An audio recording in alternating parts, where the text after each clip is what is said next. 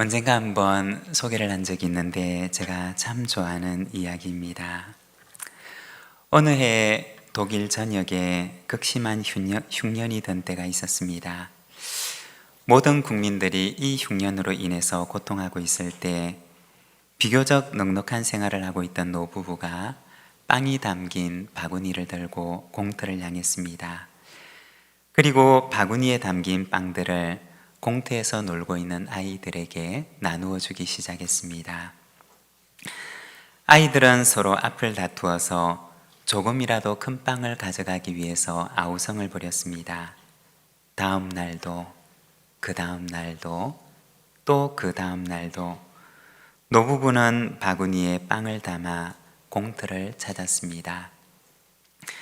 그런데 언제부터인가 이 노부부는 한 소녀에게 주목하게 되었습니다. 이 소녀는 첫날부터 지금까지 언제나 모두 다 빵을 가지고 가면 제일 마지막에 남아있는 가장 작은 빵을 가지고 갔습니다. 그리고 소녀는 떠나기 전에 꼭 그 노부부에게 감사합니다 라고 인사를 했습니다. 다음 날도, 그 다음 날도, 또 그 다음 날도 언제나 소녀는 그 노부부에게 그렇게 인사를 하였습니다. 이날도 노부부는 굶주린 아이들을 위해서 빵을 만들었고, 그리고 그날은 소녀를 위해서 특별히 작은 빵을 만들었습니다. 그날도 다름없이 앞을 다투어서 아이들은 빵들을 가져갔고, 아니나 다를까 이 소녀를 위해서 만들었던 가장 작은 빵 하나가 마지막에 남겨져 있었습니다. 소녀는 여느 때처럼 빵을 들고 감사의 인사를 한 후에 동생의 손을 잡고 집으로 갔습니다. 그런데 빵을 먹기 위해 반으로 자르는 순간 그 빵 속에는 노란 금화 6잎이 들어있었던 것입니다. 소녀는 깜짝 놀라서 이 금화를 들고 노부부를 찾아갔습니다. 그런데 노부부는 소녀의 머리를 쓰다듬으면서 이렇게 말했습니다. 얘야, 그 금화는 감사할 줄 아는 아이에게 주는 선물이란다. 빵 속에 담겨져 있었던 6잎의 금화는 감사할 줄 아는 이를 위해 준비했던 선물이었던 것입니다. 우리는 살면서 어느 순간인가 감사를 잊고 살아가기가 쉽습니다. 그러나 돌아보면 당연하다고 생각했던 많은 것들이 사실은 당연했던 것들이 아니라 하나님의 은혜였고 또한 감사의 제목들이었음을 알게 됩니다. 내 삶 속에 숨겨져 있는 작은 감사의 제목들을 찾아서 하나님께 감사하시기를 바랍니다. 그러면 작은 것에 감사하는 일을 위해서 하나님께서 더 큰 감사의 선물들을 우리를 위해 준비해 놓으시는 줄로 믿습니다. 오늘도 감사로 마음을 새롭게 하는 우리 모든 부산진 믿음의 가족들이 되시기를 바랍니다. 오늘은 마태복음 14장을 통해서 감사 예수님처럼 이라는 제목으로 우리가 말씀을 함께 묵상하고자 합니다. 오늘 우리가 읽었던 본문 13절과 14절에 보면 예수께서 들으시고 배를 타고 떠나사 따로 빈들에 가시니 무리가 듣고 여러 고을로부터 걸어서 따라간지라. 예수께서 나오사 큰 무리를 보시고 불쌍히 여기사 그 중에 있는 병자들을 고쳐주시니라고 말씀을 합니다. 여기에 보면 빈들로 가시는 예수님과 예수님을 따라서 빈들을 향해 가는 무리들의 모습을 보여주고 있습니다. 우리가 예수님의 생애를 보게 되면 예수님께서는 종종 사람들이 없는 한적한 곳을 찾으셨던 것을 보여줍니다.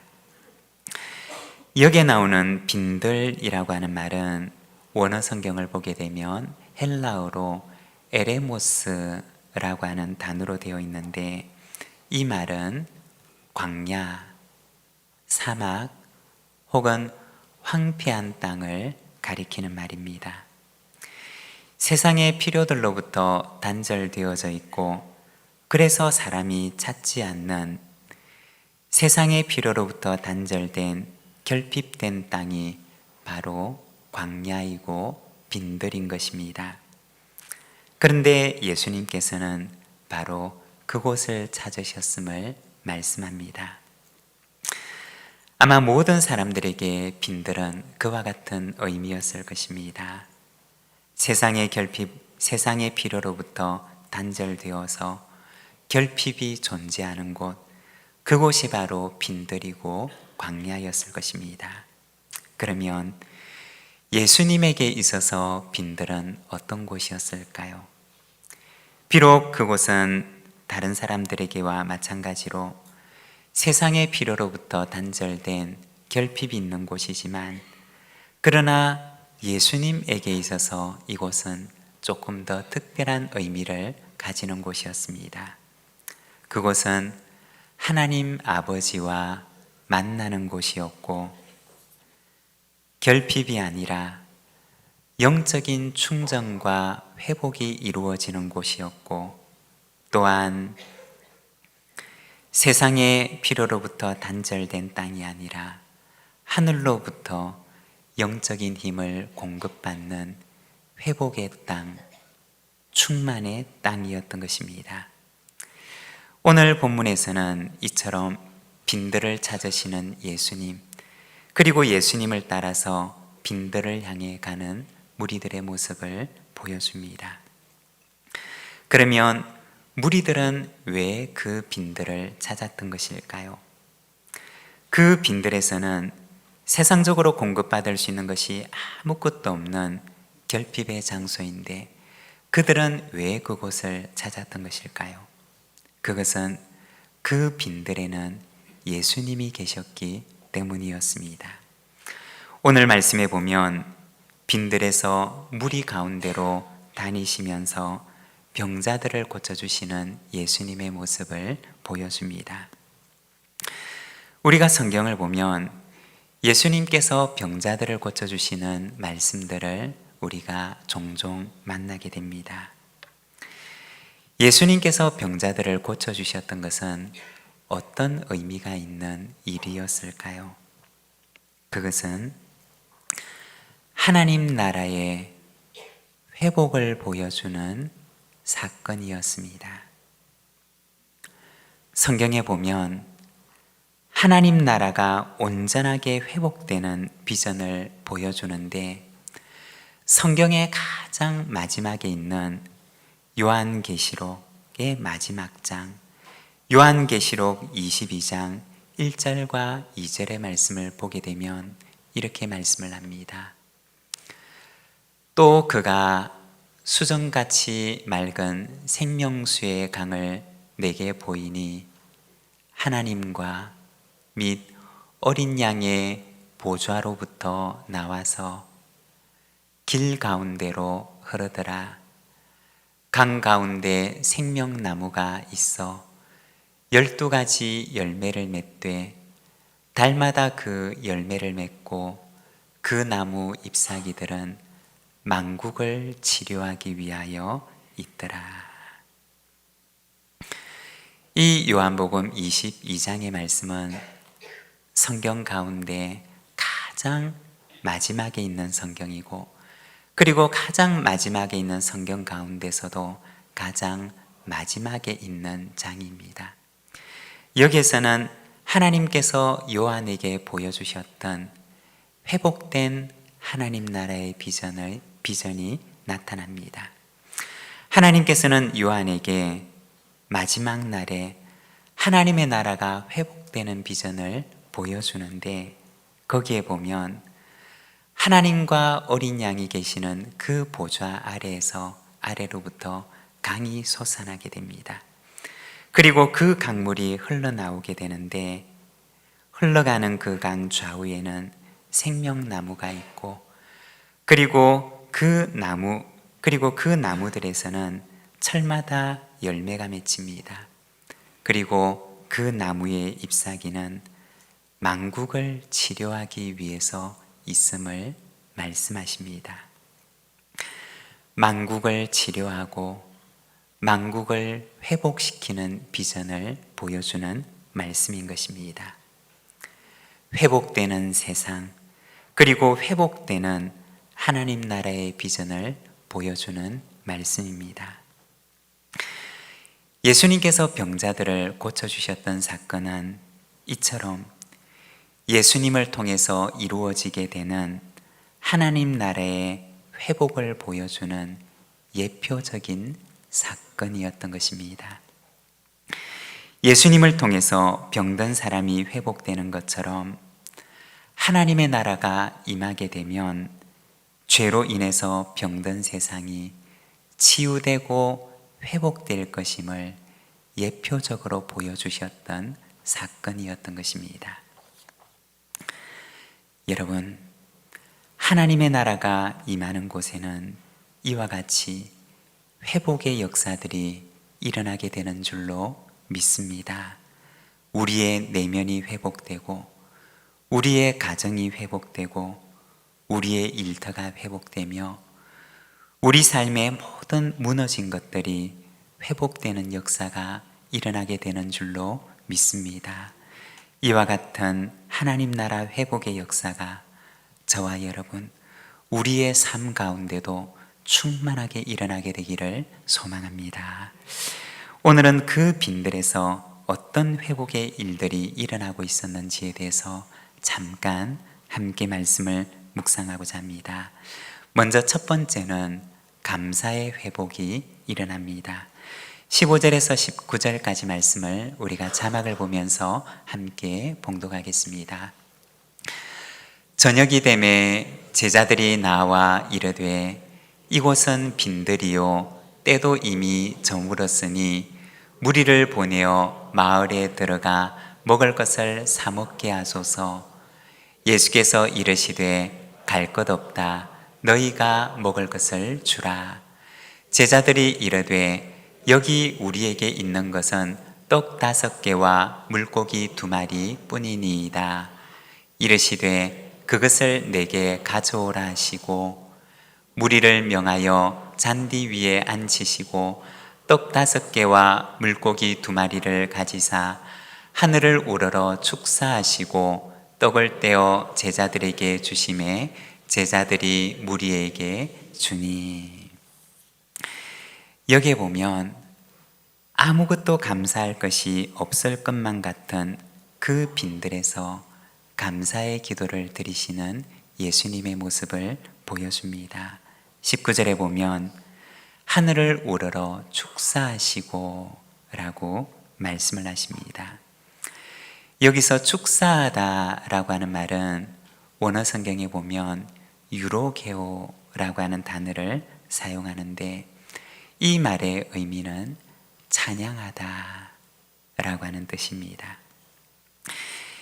예수님께서는 제자들이 가지고 왔던 그 떡 5개와 물고기 2마리를 손에 들고서 먼저 하나님께 찬양을 했던 것입니다. 제자들이 볼 때는 찬양할 이유가 하나도 없었지만 그러나 예수님께서는 먼저 그 작은 것을 들고서 하나님께 찬양했던 것입니다. 17절에 보면 제자들은 예수님께 말합니다. 여기 우리에게 있는 것은 떡 5개와 물고기 2마리 뿐이니이다. 여기 보면 제자들은 말하기를 우리에게는 떡 5개와 물고기 2마리 뿐입니다 라고 말하지만 원어 성경을 그대로 직역을 해서 번역해 보면 떡 5개와 물고기 2마리를 제외하고서는 우리에게는 아무것도 없습니다 라는 말입니다.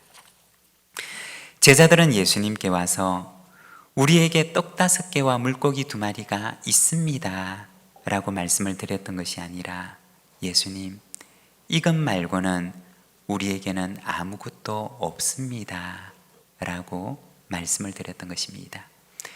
있다고 보고를 드렸던 것이 아니라 없다고 보고를 드렸던 것입니다.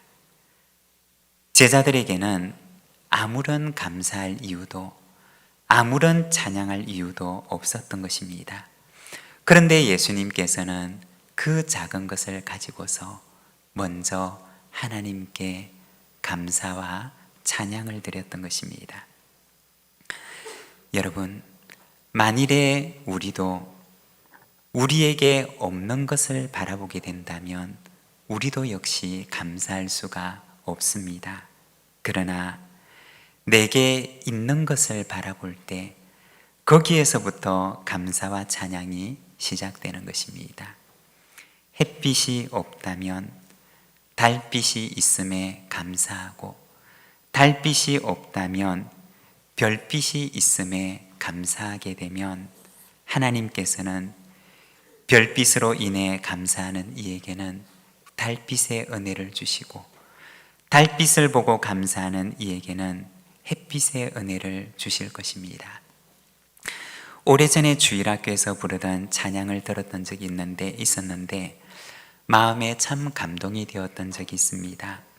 그 가사를 제가 한번 읽어드리면, 해가 뜨는 아침에 주를 찬양하리, 햇빛 찬란한 낮에 주를 찬양하리, 별빛 반짝일 때 주를 찬양하리, 캄캄한 밤에도 주를 나 찬양하리라.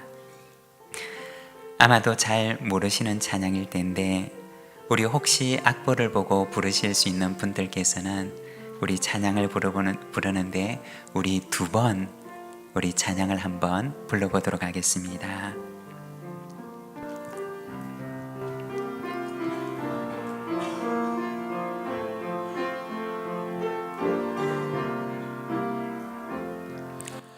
해가 뜨는 아침에 주를 찬양하리, 햇빛 찬란한 낮에 주를 찬양하리, 별빛 반짝일 때 주를 찬양하리,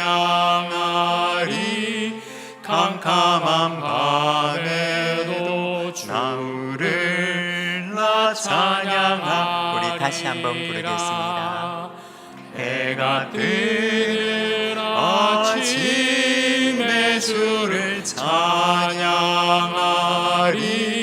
찬란한 낮에 주를 찬양하리, 별빛 반짝일 때 주를 찬양하리, 캄캄한 밤에도 주를 나 찬양하리라.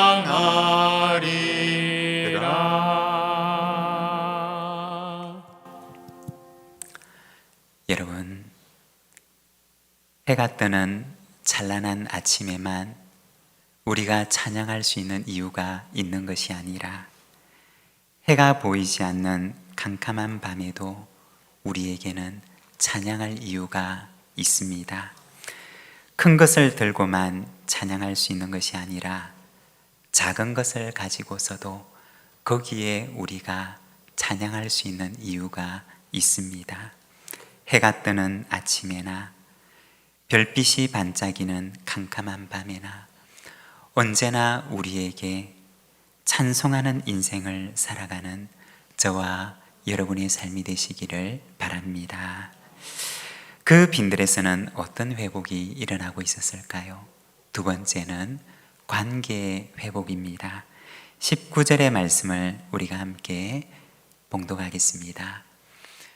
무리를 명하여 잔디 위에 앉히시고 떡 5개와 물고기 2마리를 가지사 하늘을 우러러 축사하시고 떡을 떼어 제자들에게 주시매 제자들이 무리에게 주니.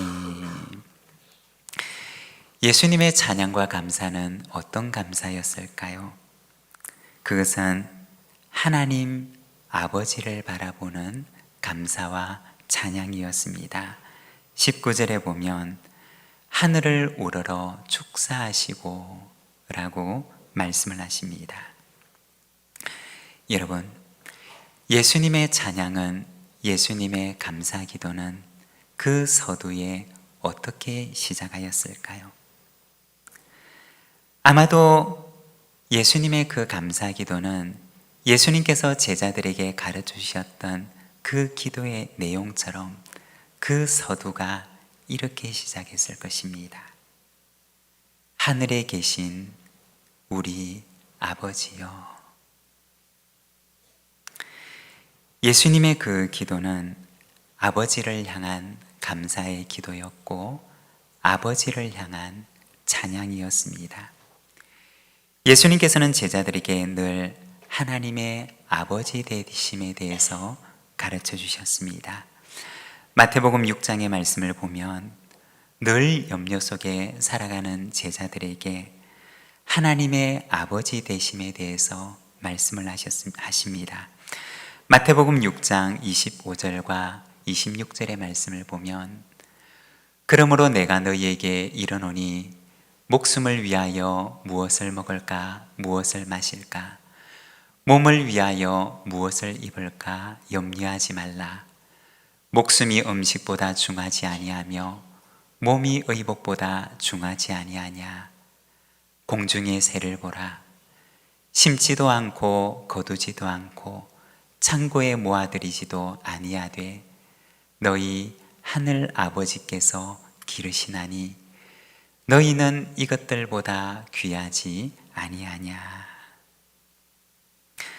늘 염려 가운데 인생을 살아가는 제자들에게 예수님께서는 공중의 새들과 들의 꽃들에 대한 말씀을 들려주십니다.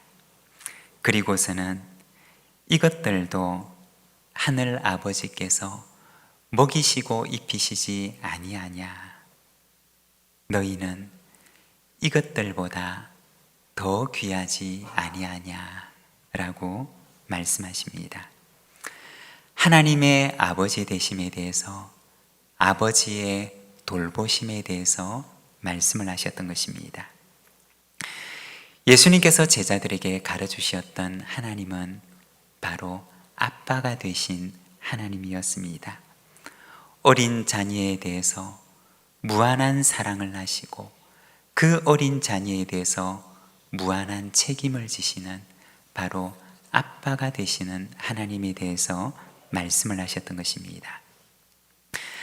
그 빈들에서 예수님께서는 그 무리들을 두고 하늘을 우러러 보시며 기도하실 때 바로 어린 자녀들을 향하여 무한한 사랑을 베푸시고 무한한 책임을 지시는 아빠가 되시는 하나님을 향하여 기도를 드리셨습니다. 여러분, 누가 염려를 넘어서 감사할 수가 있고 찬양할 수가 있을까요? 누가 아무것도 없는 그 결핍의 땅 빈들에서도 감사할 수가 있는 것일까요? 그것은 하나님의 아버지 되심을 내 안에 믿고 인정하고 받아들이는 사람만이 그 빈들에서도 찬양할 수가 있고 감사할 수가 있는 것입니다. 사랑하는 여러분, 이와 같은 아버지와의 관계 회복의 역사가 저와 여러분 가운데도 언제나 충만하게 일어나게 되기를 소망합니다. 그리고 세 번째는 풍성한 삶의 회복입니다. 20절과 21절의 말씀을 우리가 함께 봉독하겠습니다. 다 배불리 먹고 남은 조각을 12바구니에 차게 거두었으며 먹은 사람은 여자와 어린이 외에 5,000명이나 되었더라. 아멘. 여기 보면 모인 사람들이 다 배불리 먹고서 12바구니에 차게 남을 만큼 풍족한 만족을 누렸음을 말씀을 하십니다. 그런데 16절에 보면 이렇게 말씀을 하십니다. 예수께서 이르시되 갈 것 없다. 너희가 먹을 것을 주라.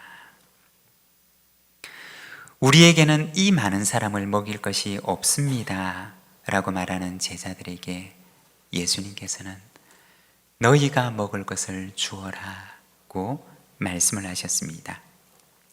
그리고 예수님께서는 제자들을 통해서 많은 무리를 풍성하게 먹이시는 기적을 베풀어 주셨습니다. 남은 것을 거두었던 그 12바구니는 아마도 제자들이 먹을 것을 담아서 나누어 주었던 12개의 바구니였을 것입니다. 그런데 모두 다 나누어 주고 모두 다 풍족히 먹고도 그 남은 것을 거두어 보니 그들이 들고 갔던 그 바구니에 12바구니에 가득했던 것을 예수님께서는 보게 하셨습니다. 여러분, 교회는 어떤 곳일까요? 그리스도인은 어떤 사람일까요? 12바구니를 들고 무리들에게 가서 먹을 것을 나누어 주는 제자들처럼 예수님의 말씀을 듣고 12바구니를 들고 세상을 향해 나아가는 사람일 것입니다.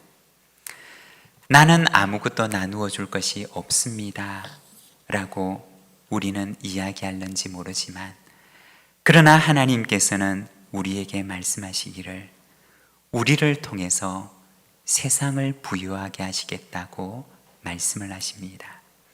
교회는, 그리고 성도는 세상을 부유하게 하는 자로 하나님께 부름을 받은 공동체입니다. 사랑하는 여러분, 우리의 빈 바구니를 들고 주님 앞에 나아가시기를 바랍니다. 그리고 주님께서 우리에게 맡기시는 이 사명을 가지고 세상 가운데로 나아가 세상을 부유하게 하는 그 사명을 감당하는 저와 여러분, 우리 모든 부산진 믿음의 공동체가 되기를 소망합니다. 아무것도 없는 그 빈들에서는 감사의 회복이 일어나고 관계의 회복이 일어나고 또한 풍성한 삶의 회복이 일어나고 있었습니다. 이와 같은 회복의 역사가 저와 여러분의 삶 가운데도 충만하게 일어나게 되기를 소망합니다. 오늘 우리에게 주신 말씀을 생각하며 우리 함께 기도함으로 하나님 앞에 나가겠습니다.